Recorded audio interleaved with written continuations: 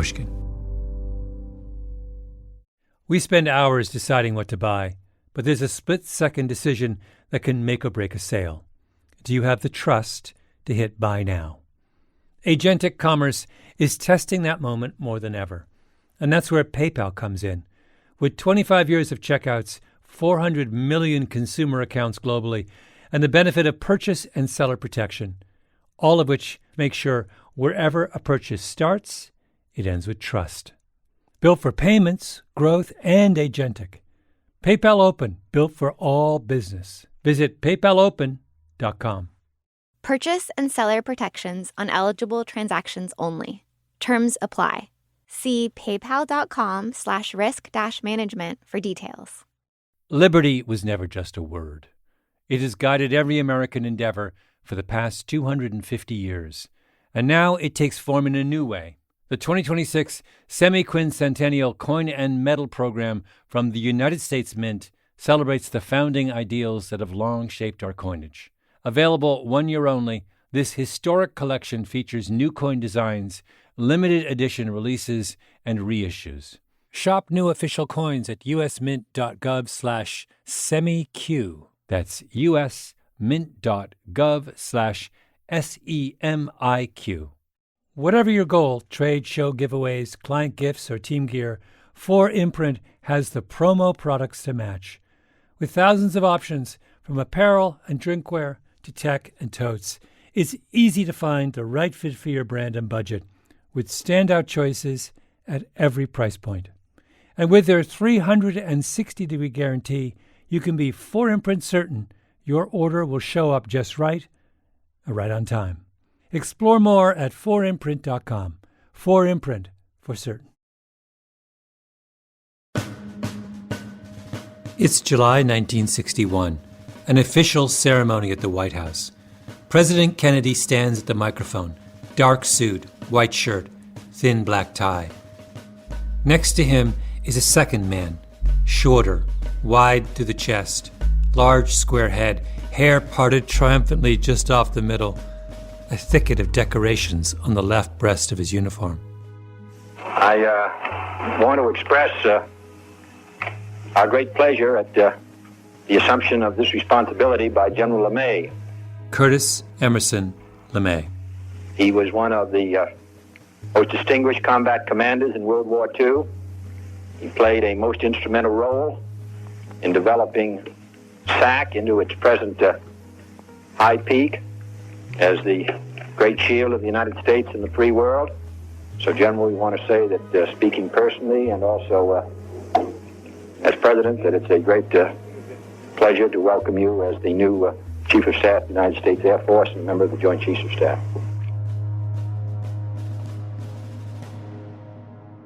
The old cliché says that history is written by the victors. And that line of Kennedy's, he was one of the most distinguished combat commanders of World War II, is Exhibit A. Distinguished refers to the events of 1945, when LeMay ordered a bombing campaign that resulted in the deaths of 500,000 Japanese civilians.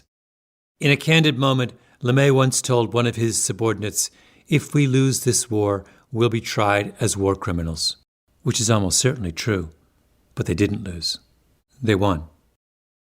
After the war, LeMay joined the Strategic Air Command, SAC, where he was responsible for most of America's nuclear arsenal at a time when war with the Soviet Union seemed imminent. Then, in 1961, he became head of the whole Air Force, standing next to Kennedy on the podium. Mr. President, I appreciate very much you taking a time out from your busy schedule to participate in this ceremony. I'm sure you realize that a member of the armed services, becoming Chief of Staff of his service is the highest honor that can come to him. LeMay didn't get tried as a war criminal. He got promoted.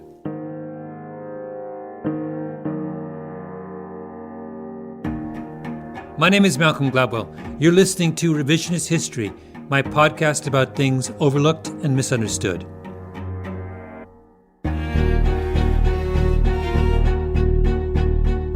This is the fourth and final installment in my mini-series about Curtis LeMay and the superweapon known as napalm. I never intended to devote 4 episodes to this story. I was originally going to do just 1, then 1 episode became 2, and 2 became 3, and then I was at 4, because I kept expecting the story to come to some kind of appropriate resolution, and it didn't. I mean, if you kill 500,000 civilians, something should happen, shouldn't it?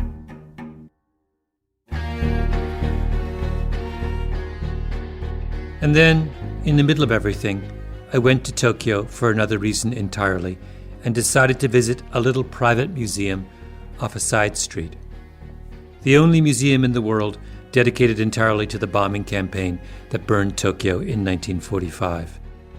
And upstairs, in a plain room with linoleum floors that looks like a public school classroom, there's a long scroll on the wall.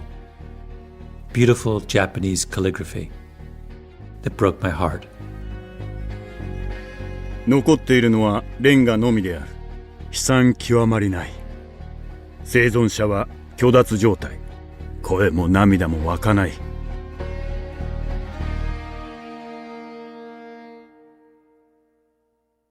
The clear-eyed military rationale for the firebombing of Tokyo goes something like this. The United States had no better option, nor did Japan. There was only one alternative to LeMay's long summer of burning down the cities of Japan with napalm. That would have been a ground invasion of Japan by American troops that fall. And that would have been worse, far worse. I actually gave a presentation in Tokyo about the incendiary bombing of Tokyo to a Japanese audience. And at the end of the presentation, one of the senior Japanese historians there stood up and said, in the end, we must thank you Americans for the firebombing and the atomic bombs. This is the military historian Conrad Crane. That kind of took me aback. And then he explained, he said, we would have surrendered eventually anyway. But he said the impact of the massive firebombing campaign, atomic bombs, was that we surrendered in August. No firebombs and no atomic bombs, and the Japanese don't surrender. And if they don't surrender, the Soviets invade. And then the Americans invade, and Japan gets carved up, just like Germany and the Korean Peninsula eventually were. And the other thing that would have happened is there would have been millions of Japanese that would have starved to death in the winter. Because what happens is by surrendering in August, that gives MacArthur time to come in with his occupation forces and actually feed Japan. General Douglas MacArthur, the supreme Allied commander in the Pacific, he was the one who accepted the Japanese emperor's surrender. I mean, that's one of MacArthur's great successes, is bringing in massive amount of foods to avoid starvation in the winter of 1945. Much later, in 1964, the Japanese government accorded LeMay one of its highest honors, the Grand Cordon of the Order of the Rising Sun, for his help rebuilding their air force after the war. There was a debate in the Japanese parliament about whether the award was a good idea, but none of it centered on his campaign to burn Japanese cities with napalm. The Japanese government had moved on. Everyone moved on. Remember Hoyt Hoddle from the second episode in this series? He's the MIT scientist Washington brought in to manage the bomb bake-off, to find the very best possible firebomb to use against the Japanese. Hoddle put together a committee of the biggest names in chemistry to create the world's greatest incendiary. And after the war, they scattered. It's amazing how fast people wanted to get out. They were fed up on war. Fire was still Hoddle's passion, but not burning things down, not anymore. Now his passion became stopping things from burning down. I was so saturated with fire as a weapon of destruction. When I was asked to be on a peacetime fire research committee by the Army, I was happy to say yes. The mandate of the Fire Research Committee was to prevent, and I'm quoting, large urban fires and forest fires. Hoddle ran that committee for 11 years until his retirement. And what about Louis Fieser? He was the winner of the bake-off, the co-inventor of napalm. He went back to Harvard and resumed his duties, trained the next generation of American chemists, wrote the definitive college chemistry textbook with his wife. As for his fellow inventor, E.B. Hirschberg, the wizard of the laboratory, Hirschberg went to work for the Shearing Corporation, a pharmaceutical company in New Jersey. My father was not a violent person. He's a pacifist. He didn't believe in war, I'm quite sure. It was to be avoided. Robert Hirschberg, E.B.'s son, also a scientist. He would call his father every evening, and they would talk about their day in the laboratory. What would your father have, when he looked across his entire career, what would he have considered his finest accomplishment? Without doubt, I think it would be prednisone and prednisolone. Prednisone. It's an anti-inflammatory agent and immunosuppressant. One of the most widely prescribed drugs in the world. I don't know how to quantify how many lives have been saved by that drug. Hundreds of thousands. It was a crucial part of the very first breakthrough in drug therapy for cancer. Emil Freireich's defeat of childhood leukemia in the 1960s. A combination therapy using methotrexate, 6-MP, vincristine, and prednisone. E.B. Hirschberg led the team that developed it. Was prednisone Hirschberg's atonement for napalm? Like Hoyt Hoddle's work on the Fire Research Committee? Maybe. But no one seems to have discussed it or considered it. A few years ago, the historian Robert Neer went searching for a definitive account of the birth of the world's most powerful incendiary. So I started looking, and it was with a kind of growing sense of disbelief that I discovered that actually there was no history of napalm. And the more research that I did on it, the more I discovered that actually really it was true. There was not even an article there was no like even a sort of academic journal article that was, this is a comprehensive history of napalm. Robert Neer would go to the Widener Research Library at Harvard, one of the great libraries in the world. He would see shelves of books on atomic weapons, the glamorous bomb, built at great expense by the smartest people in the world. But this particular weapon, there was no history background about it at all.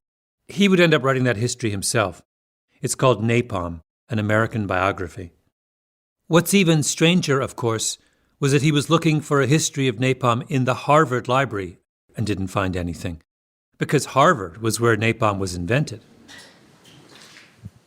Robert Neer took me to the place on campus where napalm was born, we think.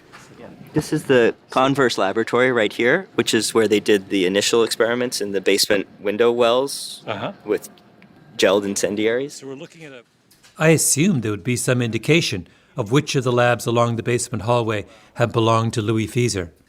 But no. We peered in one window after another and had to guess. It's all a very chemical lab here. It's like a zillion pipes in the ceiling. There aren't really window wells on this side. No. So it is this side. We're close. Assuming that it hasn't ever been, dramatically changed. But I think we're quite close in the spiritual sense, at least. Yeah. Absolutely. Yeah. There are long lists of things Harvard is eager to take credit for.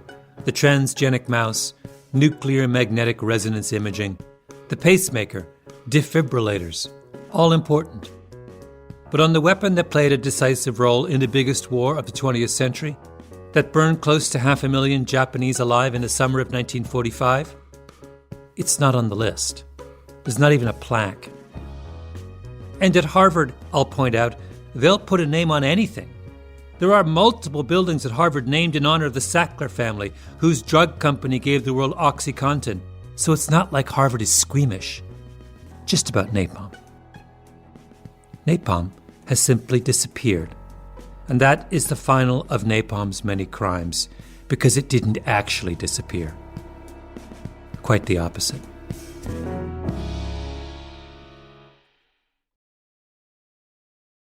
We spend hours researching products online and deciding what to buy, but there's a split-second decision that can make or break a sale. Do you have the trust to hit the Buy Now button? The way we discover and compare things is evolving, happening faster and influenced by new forms of intelligent advice. But the underlying trust question doesn't go away. If anything, it's more important than ever. That's where PayPal comes in.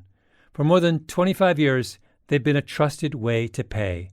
And now PayPal can make the agentic era of commerce work for merchants, letting them maintain control of their brand, their customer relationships. So even as the way we shop changes, the moment that matters most still feels familiar and deeply dependable.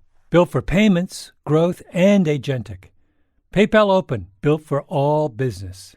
Visit paypalopen.com to get started. Purchase and seller protections on eligible transactions only. Terms apply. See paypal.com/risk-management for details. This show is sponsored by BetterHelp. BetterHelp's 2026 State of Stigma report surveyed 2,000 Americans and revealed that 85% of Americans believe getting support is wise, yet 74% say society discourages people from doing so. This makes no sense, right? If you have a toothache, society doesn't discourage you from seeing a dentist. If your car breaks down, society doesn't discourage you from seeing a mechanic. If your heart is literally broken, as in not functioning, society doesn't discourage you from seeing a cardiologist. But if your spirit is broken, if you're struggling with some burden, society says you don't deserve help. I think it's time to end this self-defeating contradiction. Your spirit is not less worthy of our concern than your heart or your teeth or your car. Which brings me back to BetterHelp.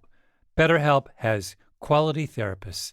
They work according to a strict code of conduct and are fully licensed in the U.S. Don't let stigma stand in the way of support. Start therapy with BetterHelp. Sign up and get 10% off at betterhelp.com/Gladwell. That's better, HELP.com/Gladwell. Liberty was never just a word. It has guided every American endeavor for the past 250 years. And now it takes form in a new way. The 2026 Semi-Quincentennial Coin and Medal Program from the United States Mint celebrates the founding ideals that have long shaped our coinage. Available 1 year only, this historic collection features new coin designs, limited edition releases, and reissues. Shop new official coins at usmint.gov/semiq. That's usmint.gov/SEMIQ. 5 years after the end of the Second World War, after the surrender of Japan, the communist-backed government of North Korea invaded South Korea. June 25, 1950. The United Nations condemned the invasion and responded with a show of force, led by the United States. And what was the strategy adopted by the U.S. Air Force in Korea? Basically, the strategy pioneered by Curtis LeMay over Japan. Firebomb the North Koreans with napalm until they surrendered. Napalm again. Hot as the living hinges. This is a newsreel the Navy put out in the middle of the war, called This Is Korea, directed by the legendary John Ford. Fry 'em out. Burn 'em out. Cook 'em. Fry them, burn them, cook them. Korea in 3 sentences. If you go through oral history archives, you'll find countless interviews with pilots who remember what that bombing campaign was like. Although there were a lot of napalm dropped, which it was supposed to be top secret. The flight crews came up with the idea of strapping canisters of napalm to wooden pallets, then pushing them out the back of the airplane on rollers. And then the parachutes would open up and the stuff would descend to where you were trying to drop it. This is a pilot named Robert Billion, interviewed in 1995 for the Rutgers Oral History Archive. What they did is they went after personnel centers where they congregated the troops in North Korea. When they come over and they would let go with 36 times 50-gallon drums.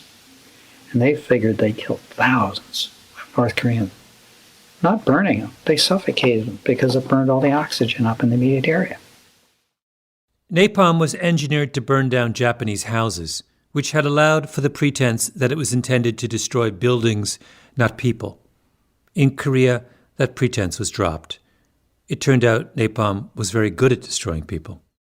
The North Koreans were such vicious enemies and so brutal, but we took care of them, and air power in that war was predominant. This is Bill Sinclair, Korean War pilot interviewed in 2004 by the Library of Congress's Veterans History Project. I will warn you, the story he tells is not pleasant. I remember a particular mission when we caught a mixed Chinese and North Korean division in the open, and we just attacked them with napalm, and we killed hundreds and hundreds of Chinese and North Korean soldiers. I couldn't see how they could possibly stand in the midst of all this conflagration. I remember distinctly one soldier standing under a little tree, and around him was just devastation, bodies everywhere. And here's an interview with a pilot named Leonard Laconia from the Korean War Legacy Foundation. But it worked. It worked well. Did you see people, the Chinese, burning with that napalm? Yeah. It'll just hit and then it just spreads. Well, we were close enough that when we call, you could feel the heat from the napalm. And if you get too close, you don't have to be right in it, but if you get too close, it burns the oxygen out of the air. You can't breathe. These stories go on and on. There's one so graphic I'm not going to play it for you. It's about a U.S. pilot carrying a load of napalm who crashes before he can drop it on someone else, and his fellow airmen run up to the crash site and can only watch as he burns to death. In the end, the Air Force in Korea ran out of targets. Literally. They had nothing left to bomb because they had burned down and bombed out virtually everything that could be burned down and bombed out. The destruction on a North Korean urban structure is massive. Historian Conrad Crane says the consequences of that bombing campaign were enormous. And to some extent, that's, I think, a legacy we're dealing with today, because part of the motivation for the North Korean pursuit of nuclear weapons is to have some kind of deterrent to make sure that never happens again. We've heard a lot in the West about how the North Koreans are duplicitous, distrustful, irrational, secretive. Not so much about how, in 3 short years, the United States reduced their country to an ash heap. But then again, we've never talked much about napalm in the Korean War. We've never talked much about the Korean War, period. It was all pushed aside. In fact, the most significant monument to that war was probably a television show, the sitcom MASH.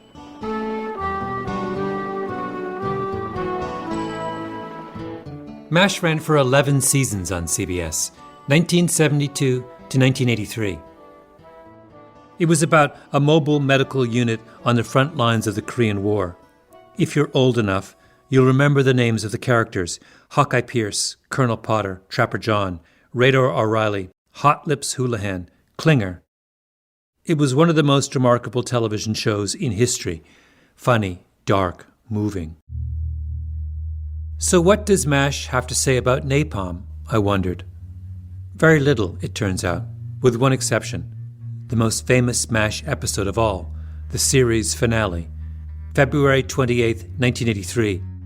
Goodbye, Farewell, and Amen was watched by 106 million Americans, the highest-rated non-sports television event in history. The night the last episode was shown, we watched it on a big screen at the studio, and then we went out to dinner to celebrate. I talked to Alan Alda about it. He played Hawkeye, the show's central character. And on the way to the restaurant, Loretta Swit was in the car with me, and I said, "Loretta, look, the streets are empty." And it suddenly dawned on us that a lot of people were probably home watching the show at that time. And what I read in the paper the next day was that in New York, the waterworks were threatened because everybody went to the bathroom at the same time during the commercial break. The final episode runs 2 hours. It is beautiful and moving. I remember where I was when I watched it, packed into the basement TV room of my college in Toronto with what must have been 100 other people. So after all those years, I went back and watched it again, because I remembered that this was the episode that finally dealt with napalm. It comes just after the halfway point in the show, at the 1 hour and 7 minute mark. Colonel, look at that sunset. What a beautiful ending for a beautiful day. Corporal Klinger is looking up at the sky when Colonel Potter, the MASH unit's commanding officer, walks by. Yeah, it'd be a nice sunset if it was setting over there. What do you mean? Ever since I've been around, the sun's always set in the west. Then what's that? Once saw that same kind of glow in the Ardennes forest. Next day, there wasn't any forest left. You better get on the phone to I-Corps. If that fire's headed this way, we're headed out. Klinger runs back to the barracks. Potter stands and watches the sky. We see the fire start to rage. Rabbits running for safety. It was started by incendiary bombs. It's coming straight at us. Bug out! All personnel, bug out! The MASH unit has to evacuate because of a nearby napalm attack. I asked Alan Alda about that plot point in the show. He directed the episode and was one of its writers. I had a very specific question about that episode, and that is when you have to evacuate the camp because of the fire from incendiary bombs. It's left unstated whose bombs they are. I got a call on a Saturday morning that a fire had raged through the canyon where we were shooting and the whole set had burned down. So I put the phone down and calmly went about writing what we called the bug out. I think they called it a bug out in those days when the MASH unit had to move. And we moved to another location. So I had to put a fire into the script to justify the move. But I forgot what the justification was. What was that a bomb had caused a fire? Incendiary bombs. Radar says there's a fire on the way from incendiary bombs. Yeah, so you wonder which side they're from. Well, it kind of doesn't matter. Yeah. He's right. Absolutely right. The great moral innovation of MASH was that it spoke out against war without taking sides. But all I could think about is that this show is what's left of America's memory of the Korean War. And when MASH finally comes around to mentioning napalm, the weapon that reduced North Korea to ashes, it gets history exactly backwards. It has Americans as napalm's victims, not the Koreans. And the show doesn't mention where the napalm came from, as if it could as easily have come from anywhere, when in truth, it could only have come from the U.S. Air Force, dropping their Harvard-engineered payloads from high in the sky. Later in the episode, Colonel Potter returns to the MASH camp after it's been destroyed by napalm. The MASH unit is packing up.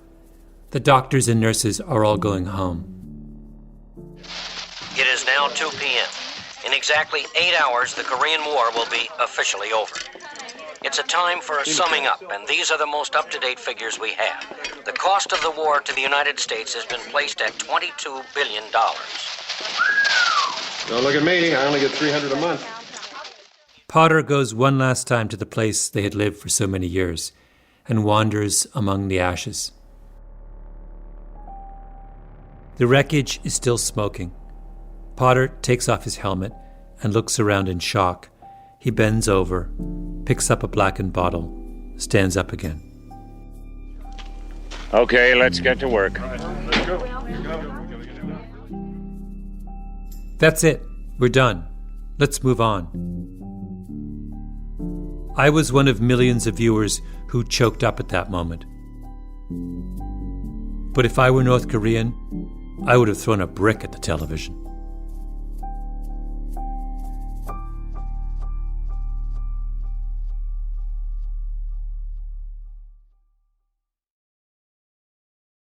We spend hours researching products online and deciding what to buy, but there's a split-second decision that can make or break a sale. Do you have the trust to hit the Buy Now button? The way we discover and compare things is evolving, happening faster and influenced by new forms of intelligent advice. But the underlying trust question doesn't go away. If anything, it's more important than ever. That's where PayPal comes in. For more than 25 years, they've been a trusted way to pay. And now PayPal can make the agentic era of commerce work for merchants, letting them maintain control of their brand, their customer relationships. So even as the way we shop changes, the moment that matters most still feels familiar and deeply dependable. Built for payments, growth, and agentic. PayPal Open, built for all business. Visit paypalopen.com to get started. Purchase and seller protections on eligible transactions only. Terms apply. See paypal.com/risk-management for details. Liberty was never just a word. It has guided every American endeavor for the past 250 years. And now it takes form in a new way. The 2026 Semi-Quincentennial Coin and Medal Program from the United States Mint celebrates the founding ideals that have long shaped our coinage. Available 1 year only, this historic collection features new coin designs, limited edition releases, and reissues. Shop new official coins at usmint.gov/semiq. That's usmint.gov/SEMIQ. Whether you're planning a big event, launching a new campaign, or just stocking up on team gear, finding the right promotional products makes all the difference. That's why so many brands turn to 4imprint. They offer thousands of options, from on-trend apparel and premium drinkware to tech, totes, and giveaways, so you'll find the right fit for any audience, purpose, or budget. You can customize it all: your logo, your message, your look, and many items come with no setup charge to help you save. And if you're really watching the bottom line, you'll find standout choices at every price point so you can make a real impact while staying on budget. Plus, you'll get expert help, fast turnaround times, and their 360-degree guarantee so you can be 4imprint certain your order will arrive on time and look exactly right. Whatever your goal, 4imprint makes it easy to find your perfect promo match. Explore the possibilities today at 4imprint.com. 4imprint, for certain. General Curtis LeMay disapproved of the way the Pentagon fought the war in Korea. He was in charge of the Strategic Air Command by that point, a step removed from day-to-day control of the war. But they were using his tactics and his warhorse, the B-29, along with his incendiary weapon of choice, napalm. So he had opinions. He thought the whole business on the Korean peninsula dragged on for far too long. Going into war is a serious business, a serious decision. And if you have a responsibility for doing it, you better, by God, make some careful evaluation before you come to the conclusion that war is the only solution to your problems. This is LeMay in retirement, holding forth on how he thought the Korean War ought to have been handled. And once you come to this conclusion, then you better be ready to go all the way. It's immoral not to use too much if you have the capability of winning and winning rapidly, because you save life, property, destruction, suffering, and the quicker you can end the war. Cold-blooded, hyper-rational, very Curtis LeMay. And he thought the Pentagon botched it in Korea, dragged it out too long, didn't come in hard and fast enough.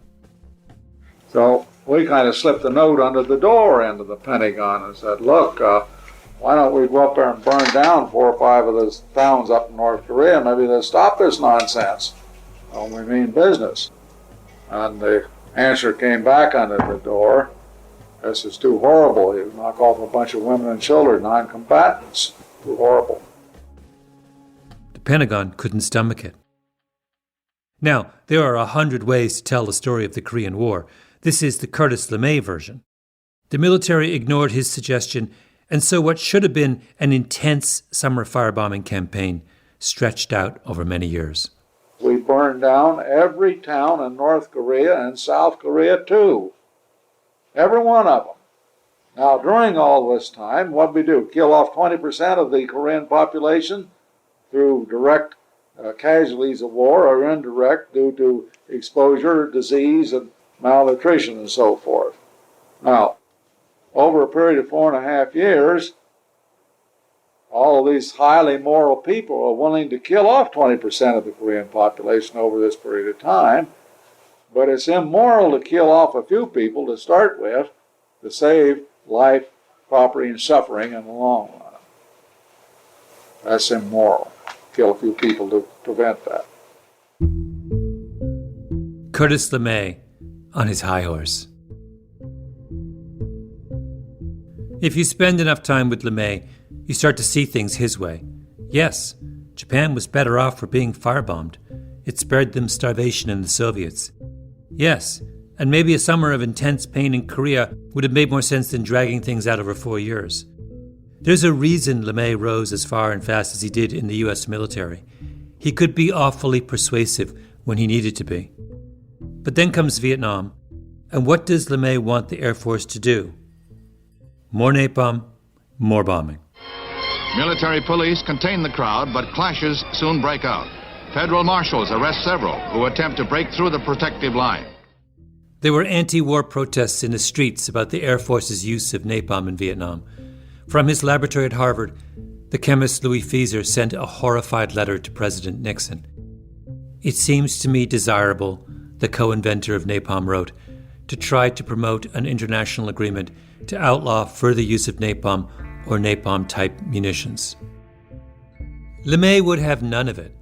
In his memoirs published just before his retirement in 1965, he wrote this about how to defeat North Vietnam. Quote, "My solution to the problem would be to tell them frankly that they've got to draw in their horns and stop their aggression, or we're going to bomb them back into the Stone Age." LeMay was saying the same thing in the 1960s about Vietnam that he did in the 1950s about Korea and the 1940s about Japan. Heavy bombing could lead to unconditional surrender, and unconditional surrender saved lives in the long run. Even though, of course, the great lesson of Vietnam was that bombing didn't work, that air power could not defeat a determined guerrilla force in an underdeveloped country. LeMay was a problem solver, but he could not conceive of solutions that did not involve bombs and airplanes. Remember what LeMay wrote about seeing his first airplane as a little boy in Ohio? "Suddenly, in the air above me appeared a flying machine. It came from nowhere. There it was, and I wanted to catch it." And then he goes on. "Children can muster enormous strength in ideal and idea, in all their effort to grasp the trophy they desire. And nobody was holding me back. No one was standing close to say, 'Look, you're just a little child. That airplane is away up there in the air, and no matter how fast you run, you can't keep up with it. You can't reach high enough to seize it.'" Little Curtis ran across neighbors' backyards, vacant lots, down sidewalks. Then it was gone, its wonderful sound and force and the freakish illusion of the thing, a thing made of wood and metal, piercing the air.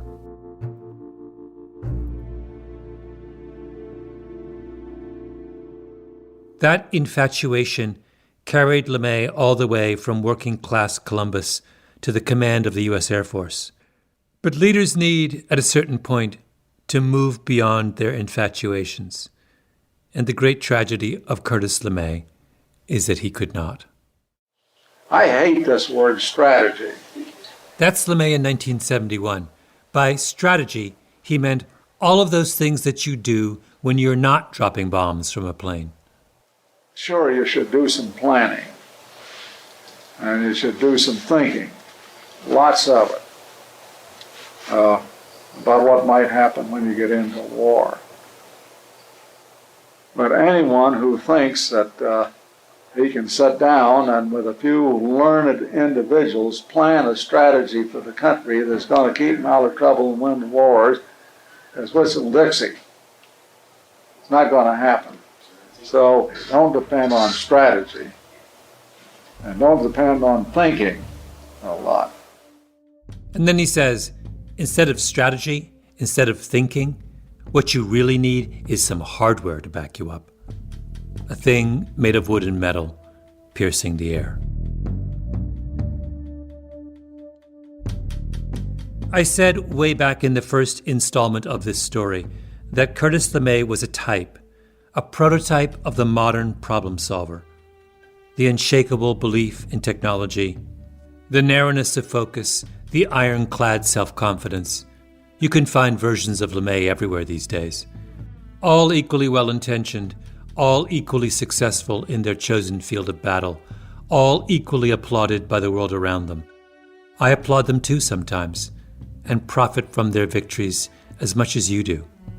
It's just that I would have thought that the events of March 9th and 10th, 1945 would have given us pause. Just a little.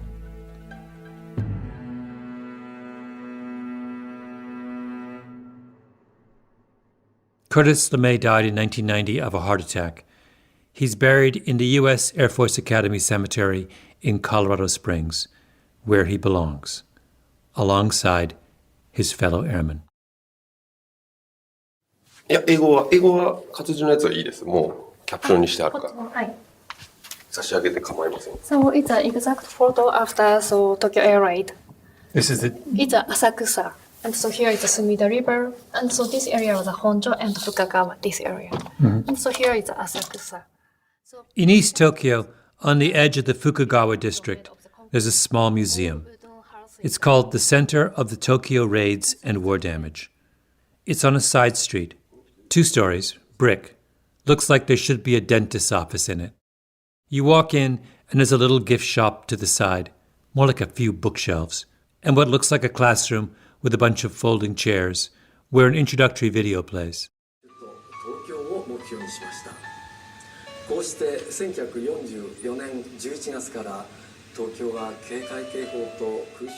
The museum is the only permanent memorial that tells the story of the devastation of Tokyo on March 9th, 1945, one of the deadliest nights in human history.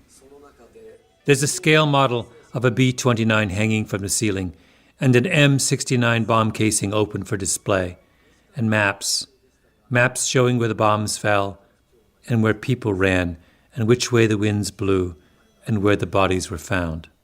So many people escaped to the elementary school and some high school. Our guide, Karu Ito, talked about one of the spots on a map. There was an elementary school in the heart of the area bombed that night, one of the only concrete buildings in the district. So people ran there because they thought they would be safer than in the wooden buildings on fire all around them. Did they Yes, survive? They escaped to the concrete building. Yeah. But so inside of the building, so they also killed by the heat. Yeah. They were killed by the heat from the burning napalm outside. A concrete structure in the midst of a firestorm becomes an oven. Then Ito told us the story of one of the few survivors that night. He was a teacher at the school, and he'd been manning the front gate. But so many people rushed in that he was knocked down, trampled. There were people on top of him. He heard screaming. He passed out. Then hours later came 2. So he noticed many people turn into the carbon on him, like that. The people who had trampled him had turned to carbon. People on him turn into the carbon, with the heat and fire. And so only him he survived. Under a mound of carbon.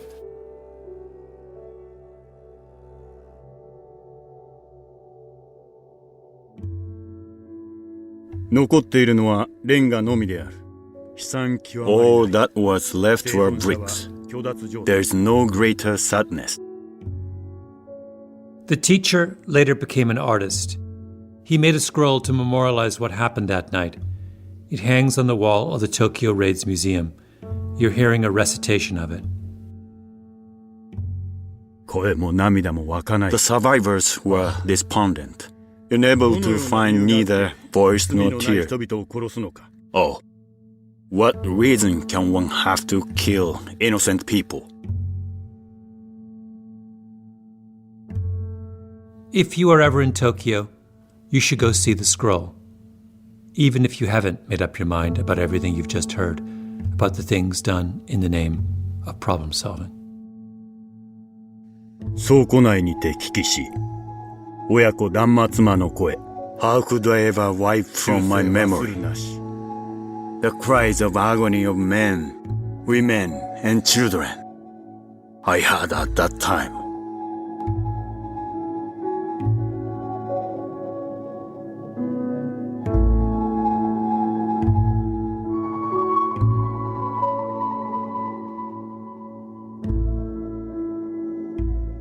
Revisionist History is produced by Mila Bell and Lee Mengistu, with Jacob Smith, Eloise Linton, and Anna Naim. Our editor is Julia Barton, original scoring by Luis Guerra, mastering by Flawn Williams, fact-checking by Beth Johnson. Special thanks to the Pushkin crew, Heather Fain, Eric Sandler, Carly Migliori, Maya Koenig, Maggie Taylor, Jason Gambrell, and of course, Jacob Weisberg. Special thanks also to our voice actor, Yoshi Amao, Jesse Moneyhun for his help with Japanese translation, the Science History Institute, the Oral History Program Collection at the University of North Texas Special Collections, the Air Force Historical Research Agency, the Air Force Academy Oral History Project at the Oral History Archives at Columbia University, McDermott Library at the U.S. Air Force Academy, and the Rutgers Oral History Archive. Thank you for listening. I'm Malcolm Gladwell.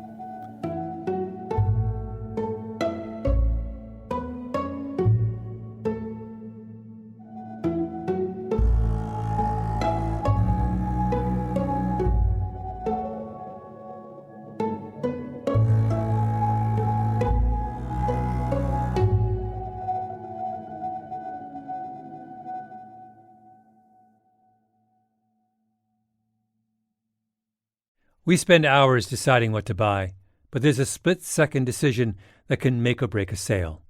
Do you have the trust to hit buy now? Agentic commerce is testing that moment more than ever, and that's where PayPal comes in. With 25 years of checkouts, 400 million consumer accounts globally, and the benefit of purchase and seller protection, all of which make sure wherever a purchase starts, it ends with trust. Built for payments, growth, and agentic. PayPal Open, built for all business. Visit paypalopen.com. Purchase and seller protections on eligible transactions only. Terms apply. See paypal.com/risk-management for details. If you want all of your data in one place, if you want a single home for all of your entities, if you want to spend more time working and less time searching, you need the Intuit ERP. I know because I'm Damon John, and I run my growing business on Intuit Enterprise Suite, the AI-native ERP that's powerful, painless, and proven. Learn more at intuit.com/ERP. A BetterHelp ad. Have you ever had so many tabs open that your computer starts slowing down? 10 for work, 5 for family, 1 for that thing you've been meaning to figure out. 20 more are running quietly in the background. Life can feel like that too. According to BetterHelp's 2026 State of Stigma report, 85% of Americans say getting support is a smart thing to do. Yet 74% say society still discourages people from asking for help.